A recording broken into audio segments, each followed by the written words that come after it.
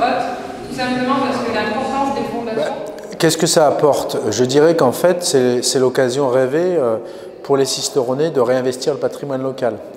Et Dieu sait qu'il est important le patrimoine à Sisteron, parce que vous n'êtes pas sans savoir qu'on est dans une clue au pied de la Durance, que donc l'espace d'installation possible sur ces 2 ou 3 derniers millénaires était relativement restreint, et que donc les civilisations se sont empiles les unes sur les autres.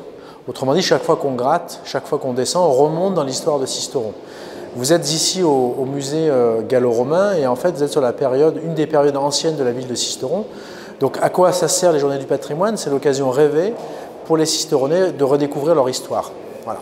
Alors cette année, on a essayé d'innover un petit peu, parce qu'en termes de patrimoine, il n'y a pas que le patrimoine très ancien, il y a aussi le patrimoine récent. Et par exemple, dans la programmation, cette année, nous avons prévu de présenter l'imprimerie et le travail d'imprimerie. On a la chance d'avoir un imprimeur à Sisteron qui est installé depuis un siècle. Alors ce n'est pas le même propriétaire depuis un siècle, mais c'est le même espace, ce sont dans les mêmes lieux.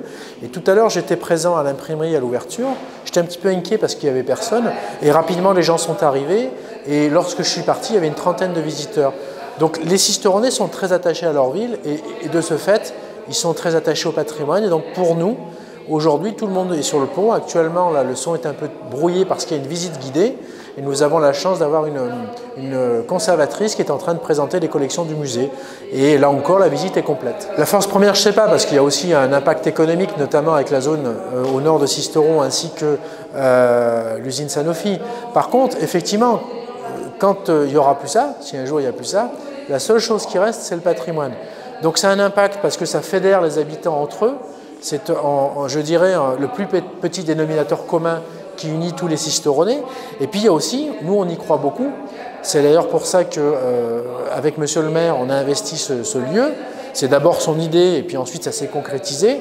On y croit beaucoup au patrimoine parce qu'on croit au tourisme culturel. Et on voit bien que lorsqu'on a une programmation de grande qualité en termes culturels, plus qui s'appuie sur un patrimoine de grande qualité, le public répond au rendez-vous parce que, par exemple, cet été, sur l'exposition ZIEM, l'exposition de peinture, nous avons eu 5000 visiteurs. Donc, nous croyons à l'impact effectivement du patrimoine et à l'impact du tourisme culturel. Il y avait souvent aussi des effets personnels, vous voyez une cuillère à phare pour le maquillage, et souvent des objets de toilette, comme on va le voir après, c'est un peu aussi pour la toilette des yeux. Et ces secondes ont été après utilisées pour d'autres fins. Oui, moi j'aime beaucoup venir ici, je trouve que c'est un lieu qui est très apaisant parce que au fur et à mesure où on descend dans l'espace d'Ornano, il y a plusieurs niveaux, il y a plusieurs étages, on remonte l'histoire. Et quand on est dans les parties basses, on est à peu près au XIIe siècle, c'est-à-dire il y a à peu près 1000 ans. Et on essaye d'imaginer tout ce qui a pu se passer dans ce lieu, comment la vie était organisée à cette époque. Et moi, personnellement, c'est quelque chose qui m'apaise profondément. C'est un lieu qui est évolutif. Il y a 1 an, on a ouvert ce lieu. C'était un pari qui était osé, parce que quand j'ai repris le dossier, c'était un dossier qui était un petit peu compliqué. Il y avait plusieurs intervenants, il y avait la ville, il y avait la DRAC, il y avait l'aspect scientifique. Chacun des thèmes qui est abordé ici a été validé par le CNRS. Donc vous imaginez à quel point c'est complexe. Donc on a ouvert, pas dans la précipitation, mais au forceps il y a 1 an. Et l'objectif, c'est de faire tourner le musée. Donc l'objectif est atteint. Maintenant, il y a un second objectif, c'est de faire vivre les collections. Ce que vous voyez ici, c'est un choix de la conservatrice, un choix de l'architecte scénographe, c'est de présenter la dialectique entre les musées ruraux et les musées urbains. Mais on peut tout à fait choisir de présenter une autre exposition temporaire. Et c'est bien notre objectif, nous allons faire venir des collections d'autres musées. Et ça, effectivement, ce n'est pas des choses qui se font, vous l'imaginez bien, en 15 jours. Il y a des problèmes de sécurité, il y a des problèmes de conservation, il y a des problèmes de conditions d'exposition.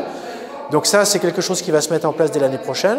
Dans l'espace où nous sommes là, il va y avoir un espace multimédia, réalité augmentée. Tout ça est prêt, ça va être installé d'ici la fin de l'année.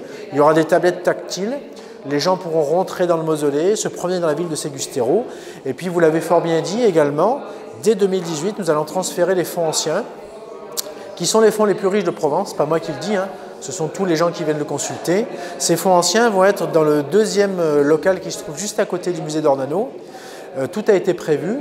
Le transfert va être opérationnel en 2018. Alors pourquoi ce sont des fonds qui sont très riches? C'est très simple. Au XIVe siècle, à l'époque médiévale, XIIIe, XIVe siècle, et ça aussi c'est notre patrimoine, Sisteron était la 4e ville de Provence en nombre d'habitants, à égalité d'habitants avec la ville de Nice.